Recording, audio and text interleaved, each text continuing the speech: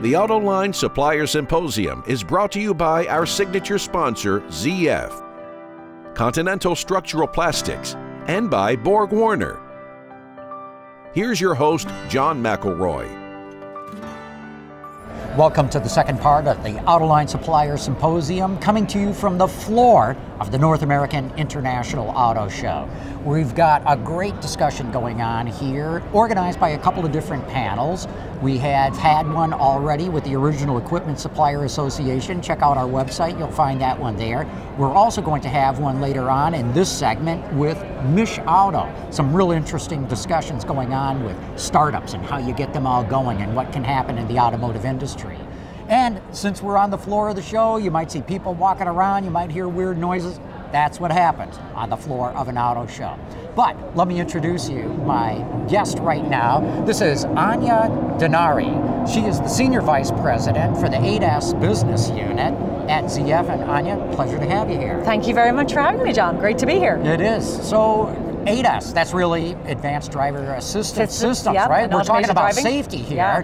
What all is ZF doing in that regard? Well, so for ZF, it's one of our top strategic priorities to be a leader in the automated driving space.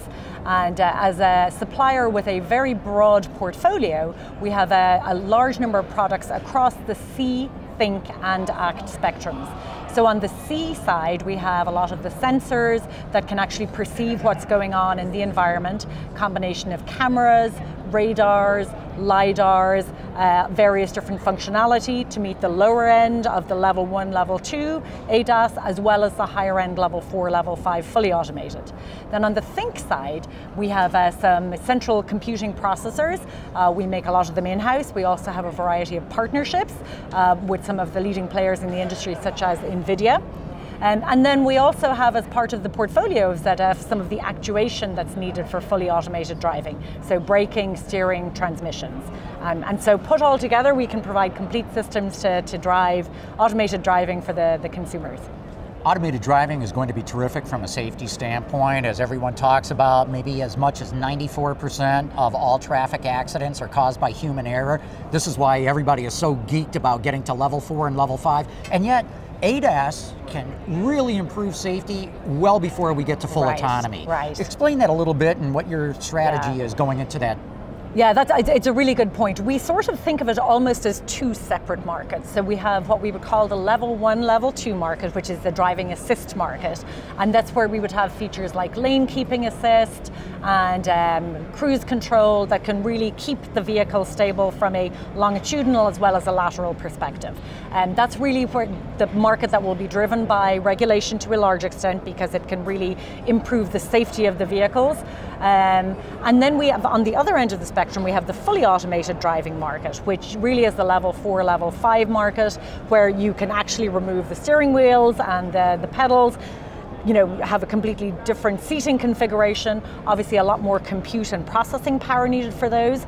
And we see that end of the market starting really more in kind of a geo-fenced area, with the kind of market for kind of ride-sharing applications, because the cost of the vehicle will be a lot more significant, and that piece of the market won't be driven as much by the consumer demand for privately owned vehicles, but will be driven more by the ride-sharing market. So different products for those two. In the level 1, level 2 space, you know, you have less computing power needed, you have fewer cameras, radars, LiDARs needed. For the level 4, level 5, tremendous amount of compute power, artificial intelligence, huge amounts of test and validation required. As you can imagine, very complicated and therefore very expensive systems.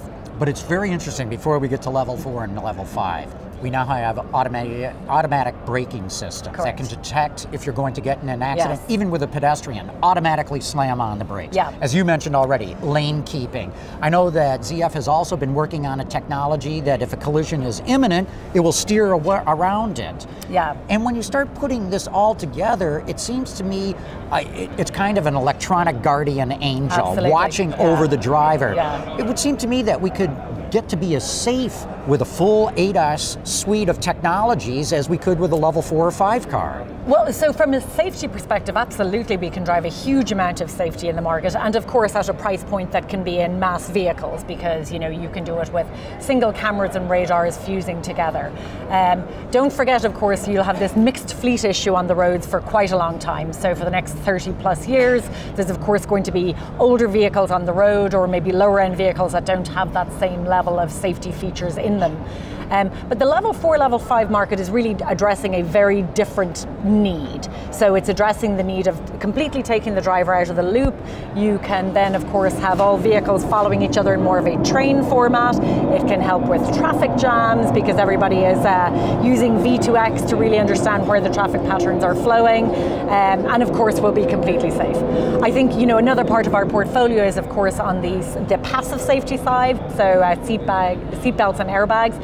I think we're seeing that there's going to be a need for those features for a long period of time, even though these safety features like AEB, lane keep assist, will really help with safety, but we're still going to need those passive safety features for quite some time. Sounds like ZF has a pretty good suite of technologies in there now. What's left? What do you still have to build in your building blocks from an ADAS standpoint? So we've actually made a lot of good progress this year. We've really built out our ecosystem of partners too. As I mentioned, the testing and development and validation for all these features can be very, very expensive.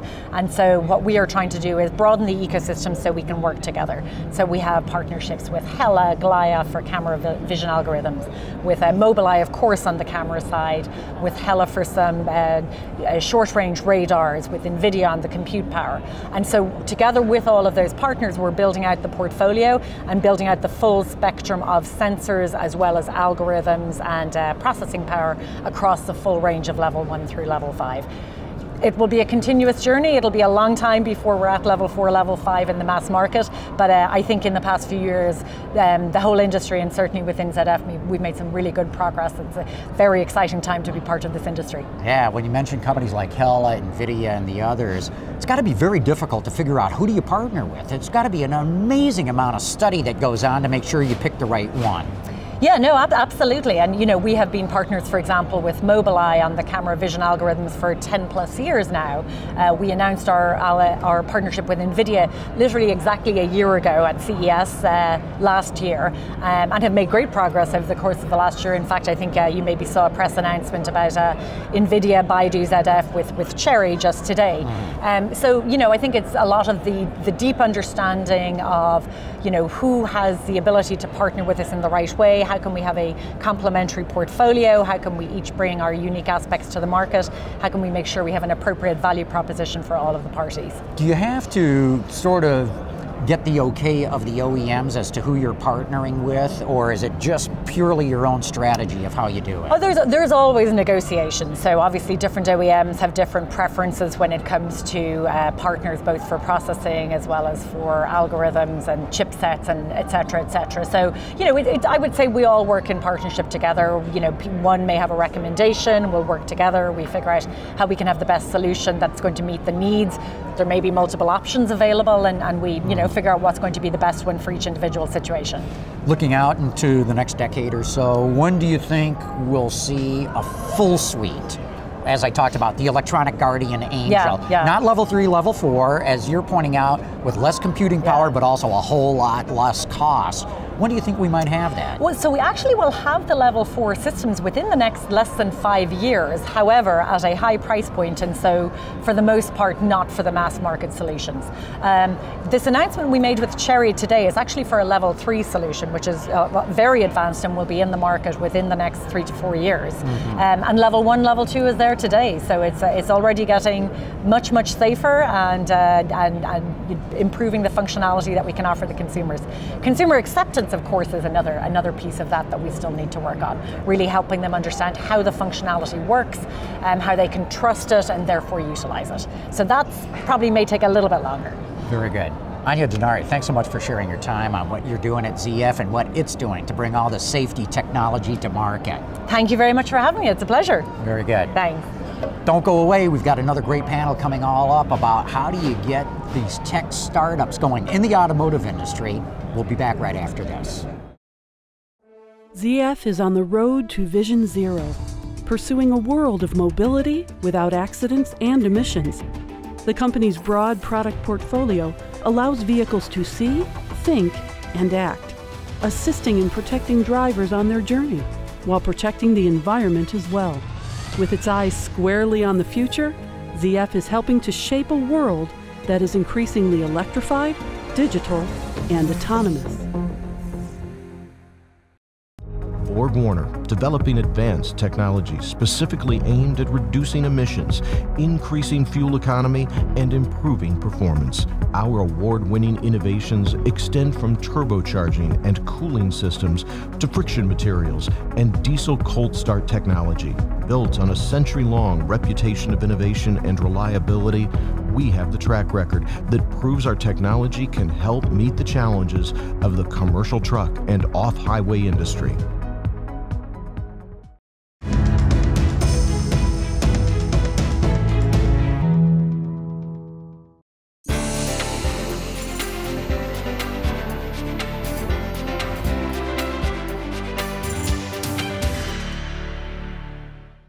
Welcome back to the Autoline Supplier Symposium, coming to you from the floor of the North American International Auto Show. As I've been warning everybody, you'll see action in the background, you'll hear all kinds of weird noises. That's what happens when you're on the floor of an auto show. But let's get to the panel discussion we've got planned right now, organized by MichAuto. And our panelists are Glenn Stevens, who is the Executive Director of MichAuto and Vice President of Automotive and Mobility Initiatives.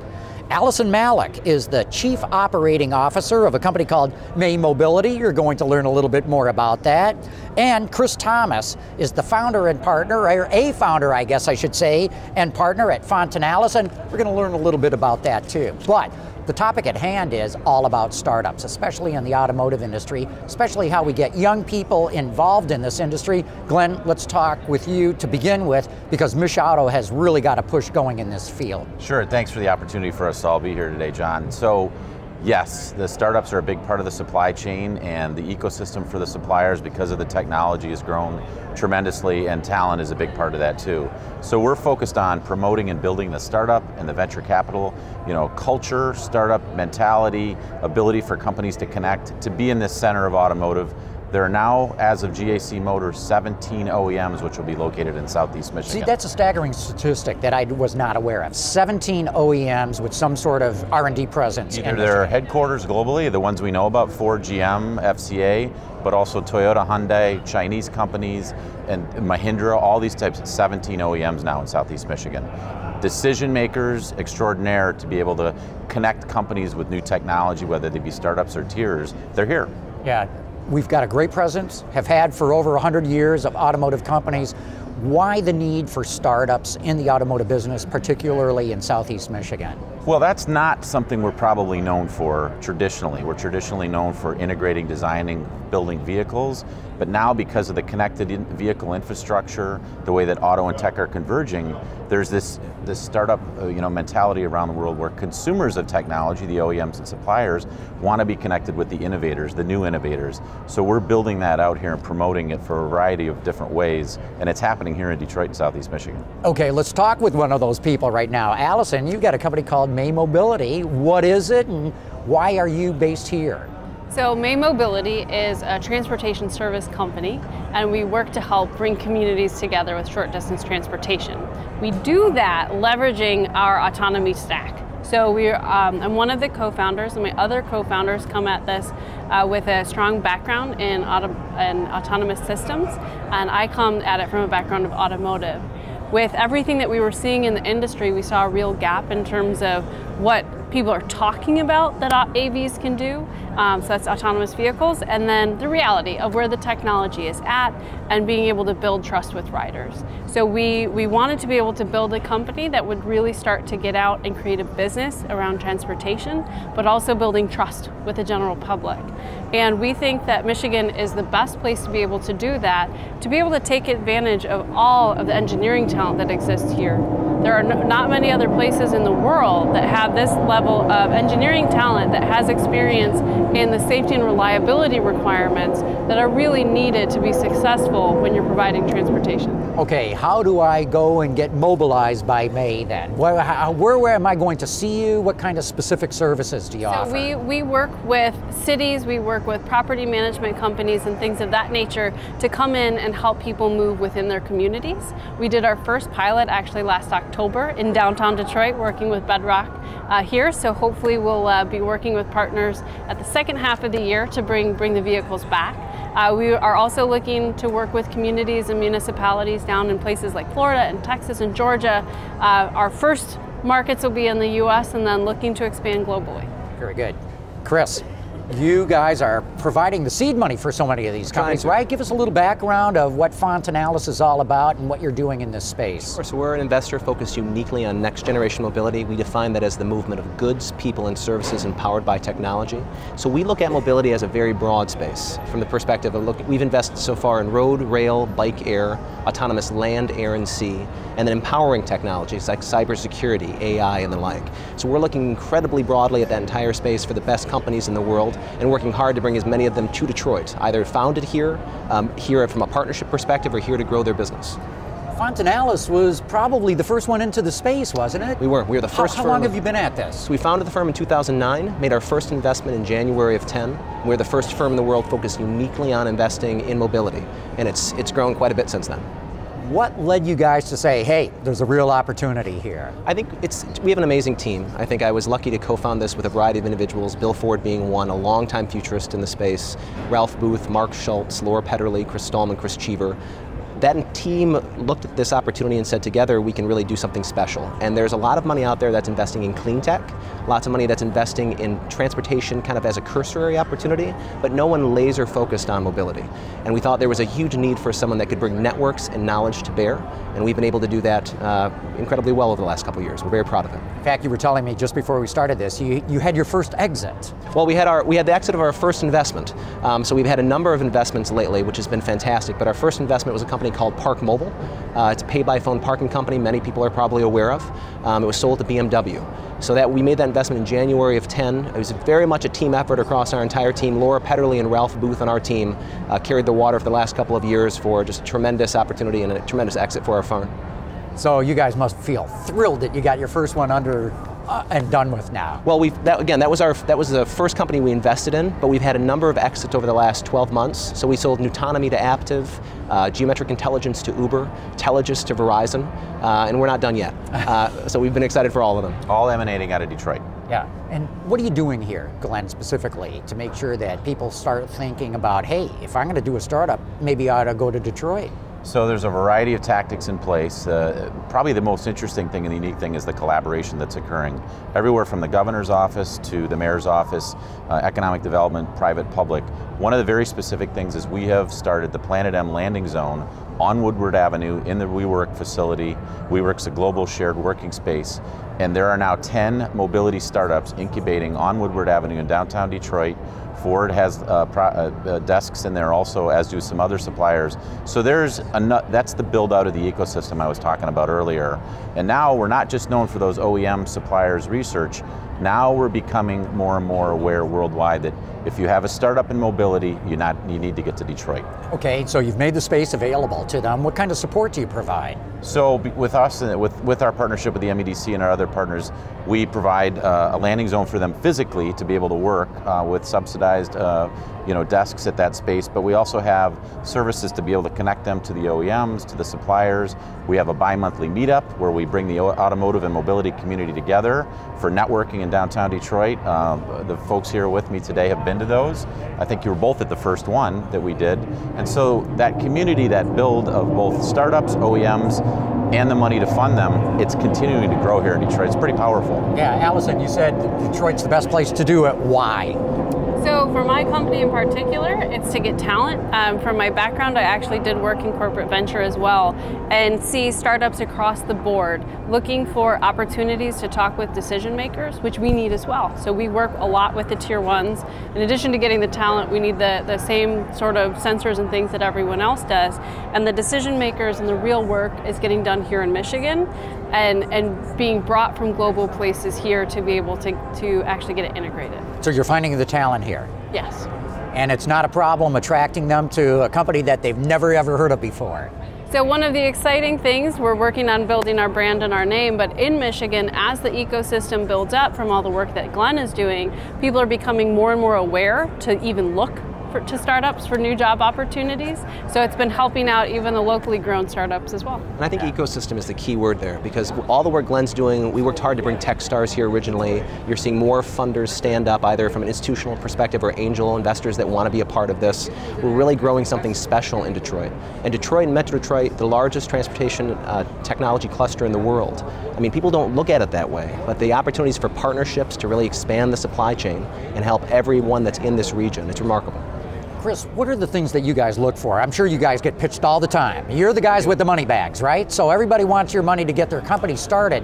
What are the key things that you're looking for in these startups? So we look, the three legs of our stool are great teams, a great product, usually beta-proven product, and some revenue generation. Not necessarily, but we want to see that demand pull in the marketplace. But what we're really looking for is a great partner. What we aspire to be is not just capital, but bringing tremendous kind of channels to bear from a business development perspective, marketing, sales, and the like. We want to make sure that we're bringing as much as not just checkbook, not just cash, but actually bringing more every day when we work with these guys. Go into that more detail. What exactly, how are you bringing this expertise to these startups? So whenever we look at an opportunity, we actually usually come on as a board member or an observer. We want to work hand in hand with our C-level executives. So we'll go on sales calls, we'll look at M&A opportunities, we'll start thinking about the next round of financing before we've even closed the first one. And we want to find people that actually are excited about us coming in as a true partner and really working alongside. If I wasn't doing that, I wouldn't be doing my job. Gotcha. Alisyn, what led you to have a startup, get involved with a startup? What's your background and how did you get where you are? So my background, I worked at General Motors for 10 years. I worked the first 6 as an engineer in electrification starting in 2008. So watched the industry go through the first shift in technology and got the bug. Wanted to continue to work on new technologies in the industry and figure out how I could continue to play a part. I worked on some key projects at GM to set their strategy around autonomy, but like I said earlier, still found some gaps in how I thought we could really match what the technology is capable of with a go-to-market that I think allows us to be a little bit more sticky in communities and start to build that trust with people. So was it a big gulp to step out on your own, or was this all happening during the bankruptcies and the downturn and it made it easier to do so? So for me, it was not a big gulp. I had been spending probably the 3 years working in corporate venture, helping startups similar to the role that Chris is in now, and kind of jealous of their ability to see an opportunity and go seize it. And so for me, it was a no-brainer decision to go off on my own with my team and start to work on this problem. And Chris, what were you doing before Fontinalis? How did you end up? I'm just a working class kid from Waterford. I went to Michigan State, a couple years as an investment banker out west in San Francisco, then very unexpectedly joined the US Army. Did 4 years in the service, 1 year in Iraq, finished up stateside, got my MBA out east, and then co-founded Fontinalis with my partners, and we've been running after it since 2009. And Glenn, how'd you get involved with these two? How did you identify that these are two people that you ought to be, and two companies that really ought to be part of MichAuto? Well, it helps that I have a couple years in this industry, known you for a few of them. And so I worked in the industry for many years, but now my job is Michigan's economic future. I take that very seriously. The Detroit Regional Chamber, where MichAuto is housed, we work around the state. And it's not just the traditional auto industry. Now that is job one, protect and retain the companies we have. But if we're going to continue to grow as the economy digitalizes, as autonomy comes at us, we've got to expand. We have to have the talent to do that. So that's my passion. That's what I do. So we work with people who think like us, who think that this is the place to be. This is the place to start a company, incubate a company, fund a company for the future. And that's why we're great partners. That's why we find synergy. One of the challenges you all know that this industry faces is that a younger generation heretofore has really not been interested in the auto industry. Rust bucket industry, very cyclical, capital intensive, very slow growth. How do you change that perception? Culture. So we are working really hard on the perception of the industry. 4 years ago, we did a survey of 900 students, parents and teachers inside the state and outside the state, because we wanted to say, do they look at the industry as high-tech, global, and growth? Frankly, the results were not that great 4 years ago. We just redid that survey a couple months ago. This time we added autonomous vehicle questions, mobility questions, and we've moved the needle on their perceptions. We have a lot of work to do, because if we don't drive the talent or attract the talent or have new Americans be able to come into this cluster here, we can't grow. So job one for us and for me is to get the talent that allows them to do the work they do, or the companies of today that are already here. Alisyn, same question. How do you get a younger generation interested in the automotive industry? How do you get through this cultural perception as I just described? So I think part of it is the generational shift is away from sort of what is the product and looking at how do I use it. And so when you talk to people about do they want to work on cars, the answer could be yes or no. For some people there's still a lot of passion in that space, and we do need to keep those people in. But looking at what problems people can solve with transportation is another way to get people excited. So making sure that we're searching for more than just the car guys, and finding people that are all impacted, because we all are impacted by transportation, and figuring out how we attract them on those different categories. Okay, Chris Thomas, your advice, how do we do this? I would just offer, you hear what Glenn said about the results from the most recent survey, and when I talk to young founders, far younger than I, that are looking at coming into this space, they are excited about automotive. They are excited about mobility. They are excited about what that means in terms of the complete transformation of the movement of goods, people, and services. So I would offer that there's palpable excitement out there around the globe, in our country, and especially in Metro Detroit, because people want to be a part of this. Well, I love listening to all three of you, because it's pretty exciting. It's very a definitely positive story that you're telling here. So I want to thank you all. Chris Thomas with Fontinalis, Alisyn Malek with May Mobility, and Glenn Stevens with MichAuto. Thank you, all three of you. Thank you. Thanks. Great. And with that, we wrap up this year's Autoline Supplier Symposium, coming to you from the floor of the North American International Auto Show at the ZF booth. Thank you for tuning in.